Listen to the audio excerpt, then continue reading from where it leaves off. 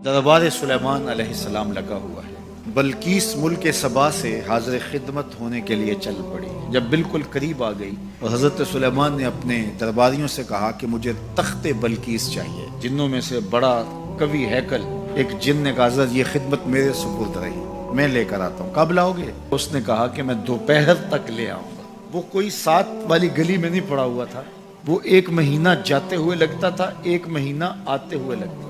کوئی چھوٹی سی ڈبیا ہو جیب میں ڈال کے لے آنا ہو تو پھر بھی 2 ماہ چاہیے، لیکن وہ تخت 60 ہاتھ چوڑا تھا، 80 ہاتھ لمبا تھا۔ شرن جب ہاتھ کا لفظ بولا جائے تو وہ کونی تک ہاتھ ہوتا ہے، یہ 1.5 فٹ کا آج کل ہمارا ہاتھ ہے۔ تو جن نے کہا کہ میں دوپہر تک لے آتا ہوں، بہت بڑی پیشکش تھی نا، لیکن حضرت سلیمان نے کہا نہیں، مجھے اس سے بھی پہلے چاہیے۔ ایک شخص کھڑا ہوا جس کے سینے میں کتاب اللہ کا علم تھا اور وہ آپ کا امتی تھا، اور اس نے پیشکش کی، حضرت یہ ذمہ داری میری رہی، میں لے کے آتا ہوں۔ میاں وہ جن تو دوپہر تک کا وقت دے رہا ہے، تم کتنی دیر میں لاؤ گے؟ آصف بن برخیہ جواب دیتا ہے، انا آتی کا بہی قبل ان یرتد الیک طرفک، آپ آنکھ بعد میں جھپکیں گے، تخت پہلے پڑا ہوگا۔ حضرت سلیمان نے بھی آنکھ نہیں جھپکی، تخت سامنے پڑا تھا۔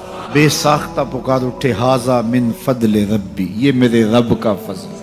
اب حضرت سلیمان علیہ السلام کے ایک درباری، آپ کے ایک مقتدی اور آپ کے ایک امتی کو اللہ نے یہ طاقت، توانائی اور شان دی ہے کہ 1 مہینے کی مسافت پہ پہروں کے حصار میں پڑا ہوا اتنا بڑا تخت آنکھ جھپکنے سے پہلے دربار میں حاضر کر دیتے ہیں۔ تو جس امام کے پیچھے مسجد اقصی میں حضرت سلیمان خود نماز پڑھی، اس مقتدا کی شان کا عالم کیا ہوگا؟